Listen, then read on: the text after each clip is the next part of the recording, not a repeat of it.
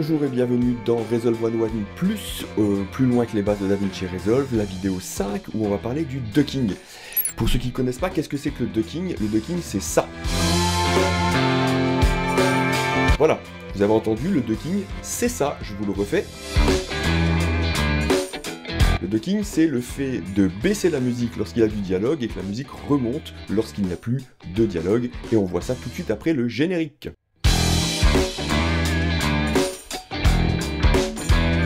Et ça marche même quand je parle sur le générique, c'est excellent. Et bien voilà, nous voici dans DaVinci Resolve. Je nous ai préparé une petite timeline ici, toujours dans notre projet 1, qu'on connaît très bien pour l'avoir vu plusieurs fois dans Resolve 101.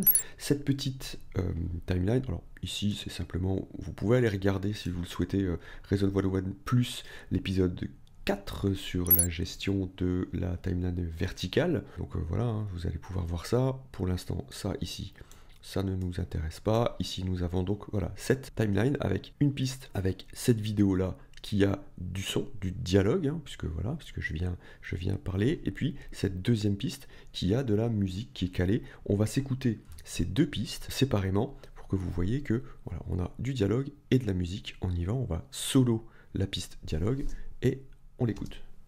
Bonjour à tous, une petite introduction différente de Resolve 101 Plus cette fois-ci parce que comme vous le voyez, je ne suis pas dans mon Resolve mais je suis dans une vidéo verticale parce que c'est de ça dont on va parler. Donc je prends cette vidéo verticale, je la charge dans le Resolve et on travaille nos vidéos verticales dans une timeline horizontale.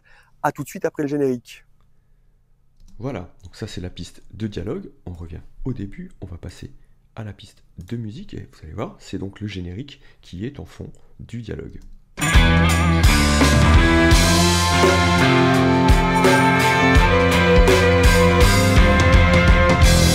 Vous avez compris le principe, si je remets les deux et que je reviens au début, ben, vous allez voir que, évidemment, on n'entend pas le dialogue.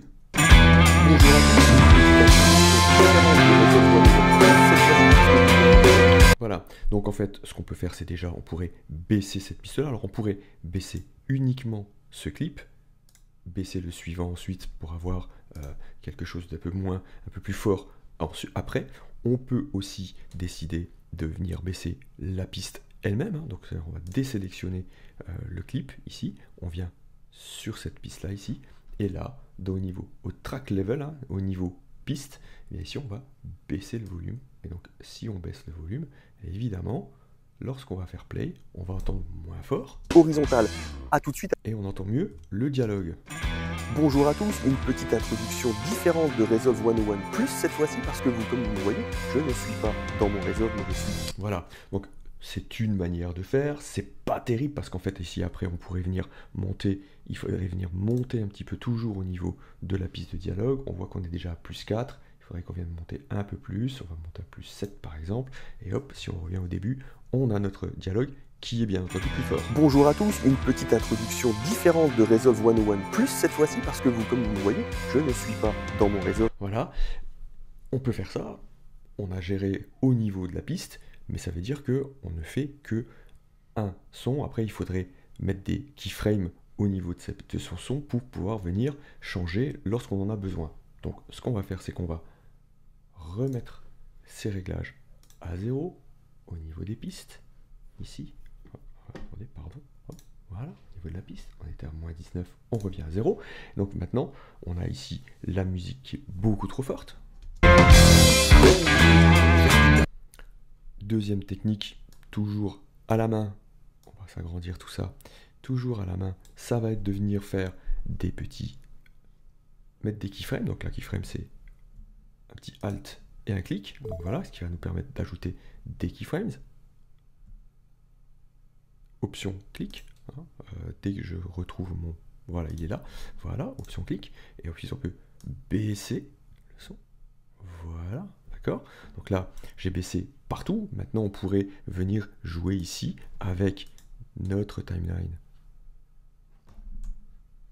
Voilà, ici par exemple, si on voulait entre ces deux morceaux-là, alors ici, on va monter un petit peu le clip, voilà, si on voulait entre ces deux mots, ici, remonter un tout petit peu le son, ben on viendrait faire un option clic, hop, on met 4 points, obligé de mettre 4 points, hein, voilà, pour pouvoir venir ici, remonter juste entre les deux mots.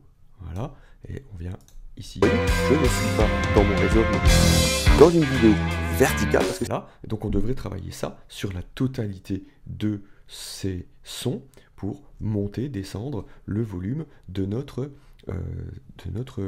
musique en fonction du dialogue. Alors, déjà, c'est pas forcément une bonne idée parce qu'on ne monte que le volume, on ne travaille pas sur les fréquences, et souvent les fréquences elles viennent se manger l'une l'autre, et on a beau baisser le volume, c'est pas très joli. Donc l'idée, ça va être de travailler ça autrement et de le faire en automatique.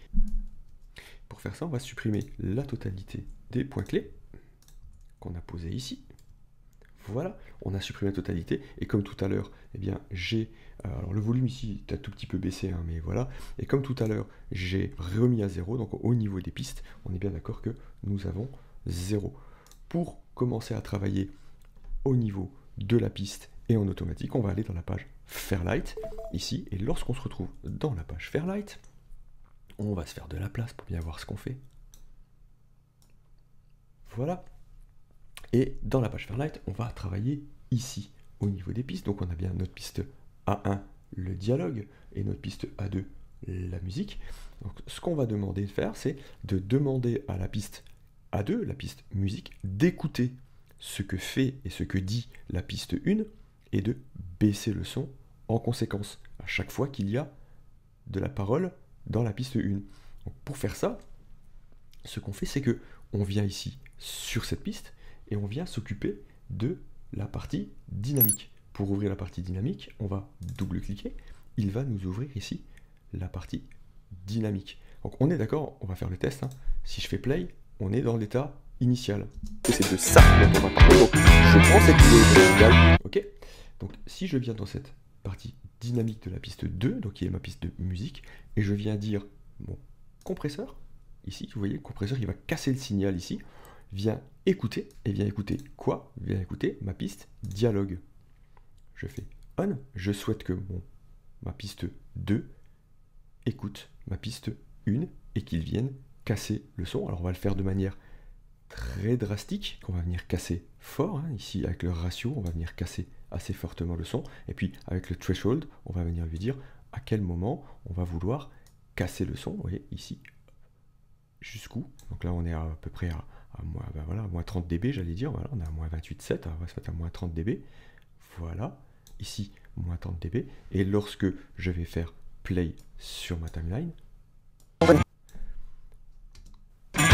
bonjour à tous, une petite introduction différente de Resolve 101. Voilà, on voit bien, on entend bien que le début de la timeline est très fort, et puis que très vite le son vient être cassé, mais il revient très vite et très fort, on va régler ça ensuite.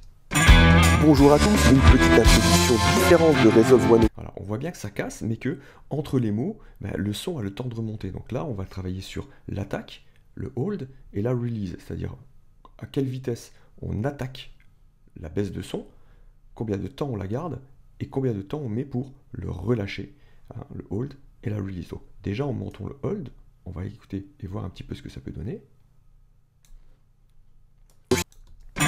Bonjour à tous, une petite introduction différente de Resolve 101+, cette fois-ci parce que comme vous le voyez. Vous avez vu, ça marche déjà un peu mieux. Le release, si on lâche, on le rallonge longuement aussi, il va mettre beaucoup plus de temps pour relâcher le son.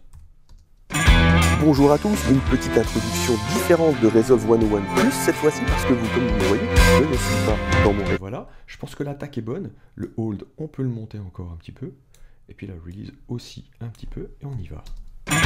Bonjour à tous, une petite introduction différente de Resolve 101+, cette fois-ci parce que comme vous le voyez, je ne suis pas dans mon Resolve, mais je suis dans une vidéo verticale, parce que c'est de ça dont on va parler. Donc je prends cette vidéo verticale, je la charge dans le Resolve, et on travaille nos vidéos verticales dans une timeline horizontale. D'accord, on est pas mal, et donc maintenant si on écoute la totalité de sa timeline, techniquement, on peut être pas mal du tout. Bonjour à tous, une petite introduction différente de Resolve 101+, cette fois-ci parce que comme vous le voyez, je ne suis pas dans mon Resolve, mais je suis dans une vidéo verticale, parce que c'est de ça dont on va parler. Donc je prends cette vidéo verticale, je la charge dans le Resolve, et on travaille nos vidéos verticales dans une timeline horizontale. A tout de suite après le générique.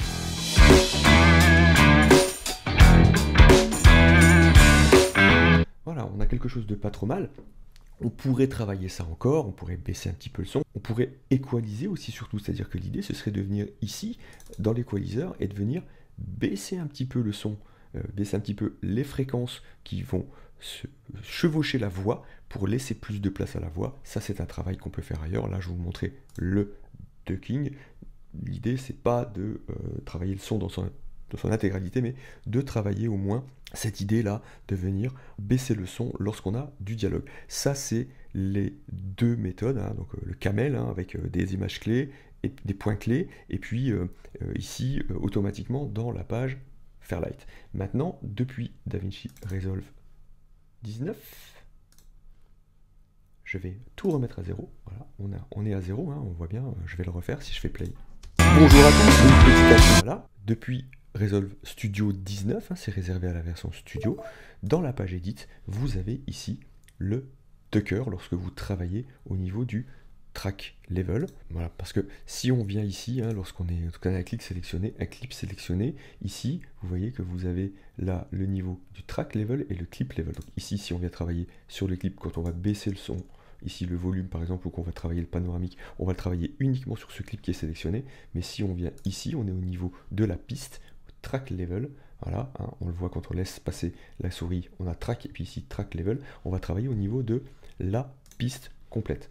Donc voilà, là on est dans le volume, on va cliquer ici, on est bien au niveau du track level, et ici vous avez le Ducker. Lorsqu'on active le Ducker, on va retrouver les mêmes éléments que, je vais ouvrir tout de suite le côté avancé, on a exactement les mêmes éléments que ce qu'on a vu tout à l'heure dans la page Fairlight. Donc en fait on va lui demander de lui donner la source, hein. Voilà, donc la source c'est bien la piste de dialogue. Ici il y a un audio 3, hein. On pourrait la couper, hein, on pourrait la supprimer. En fait on va faire hop, supprimer les pistes vides, et donc ici dans notre dialogue c'est pas mis à jour encore, mais ici normalement dans notre Docker on n'a plus, voilà, on n'a plus la piste 3.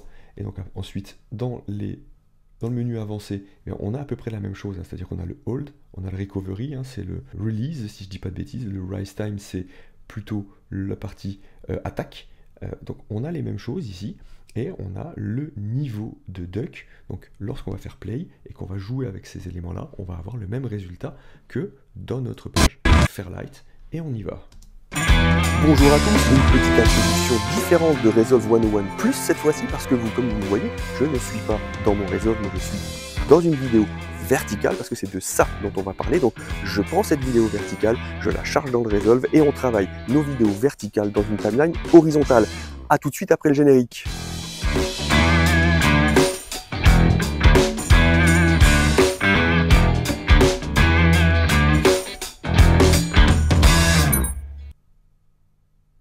Et voilà des manières de travailler le ducking dans DaVinci Resolve. C'était DaVinci Resolve 101 plus le ducking. À très bientôt dans DaVinci Resolve 101, 101 plus ou 201, 201, au-delà des bases de DaVinci Resolve, le podcast que je vous invite à aller écouter sur les meilleures plateformes de podcast. À bientôt. Ah, le générique de fin est trop court.